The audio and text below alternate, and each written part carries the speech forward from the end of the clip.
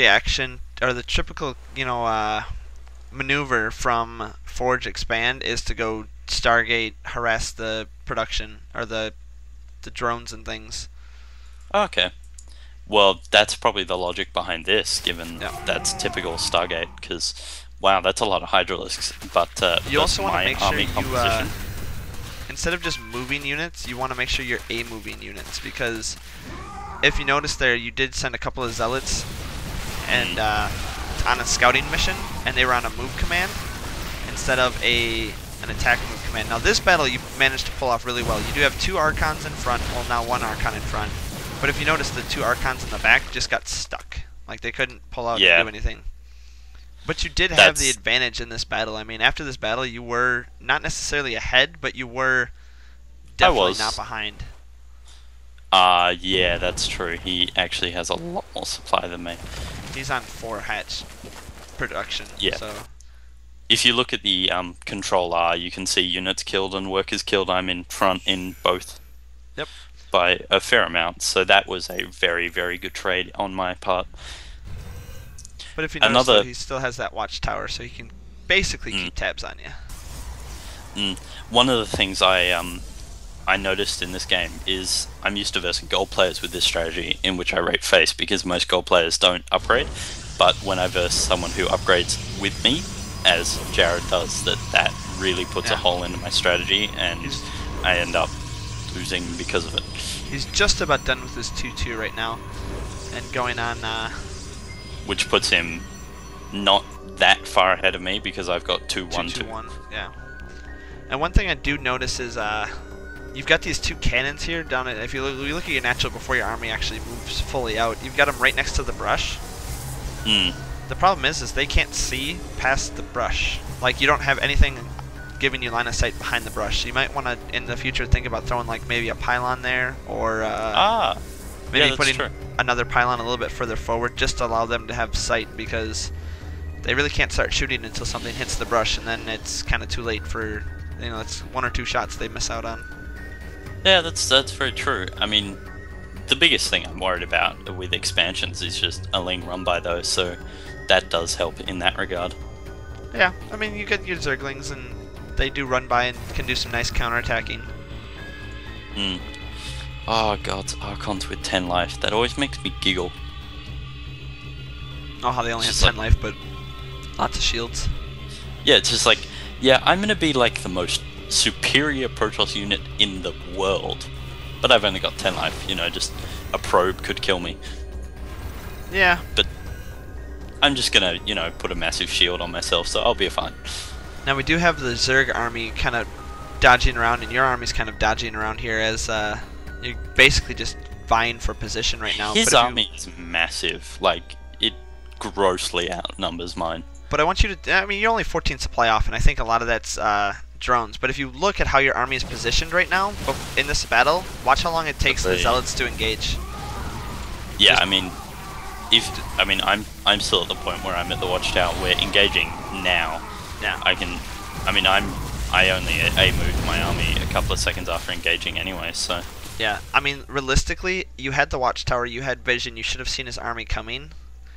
And the fact that it got wiped out was because your Zealots were behind.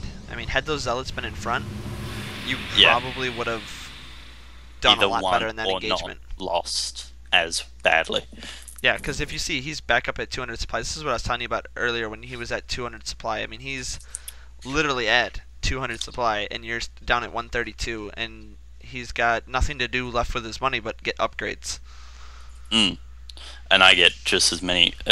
He does have quite a higher income than me for most of the game, but I did end up pulling out in front with higher resources overall, so that kind of made me go, well, I did something clearly wrong, because I had more resources than him, which means I should have won. And if you notice here on the ramp, you're warping in Zealots in the back, and now you're pushing down the ramp, and you've got, again, 4 Archons in the back doing nothing. And now they're in a choke, and he's got the bigger concave, because you're basically fighting down the choke instead of, if you were up by the cannons, you would have had a nicer surround, forcing him into the choke, and you probably would have won that battle. Yeah. I mean, this is all things I've just got to iron out, and this is a gold player versus a diamond player, and he outplayed me, and rightly so.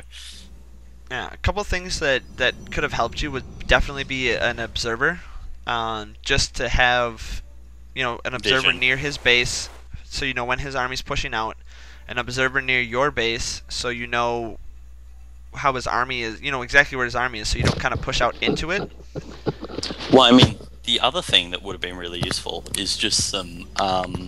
If I'd had just gone flat Robo at this point and gone Immortal Colossi, I would have just been able to tear this army to shreds very, very quickly. Problem is you're only down to about 900 mineral. I mean, your money is really low right now. Yeah, my income is starting to slip.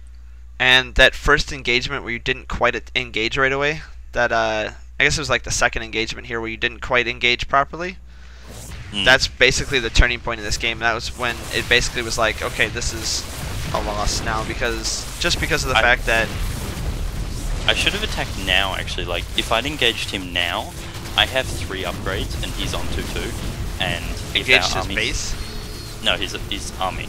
I mean, at the moment I have the upgrades advantage because I'm 3-2-3, yeah. and he's 2-2. I mean, if this is a grossly outnumbered in this fight. Oh yeah, he's definitely got you outmatched here, and you've got. It was good, like it was good concave. The Archons didn't really get stuck. I probably should have stuck to my guns instead of running away, and I think I might have had him a lot more than I did. Oh yeah, you probably would have. I mean, you wouldn't have cleaned up the whole army, but you definitely would have reduced it in size to the point where he wouldn't have been able to kill these cannons that he's currently destroying. I'm currently watching the fight. What's your time code? 2512. 2512. Wow. Okay. Do you want to pause up for me and tell me what time code you're at, and we'll catch up? Pause. Okay. What's your time code? Sorry? 2525. 2525. I'm at 2513, 2515, 2517, 2522, 25. Go.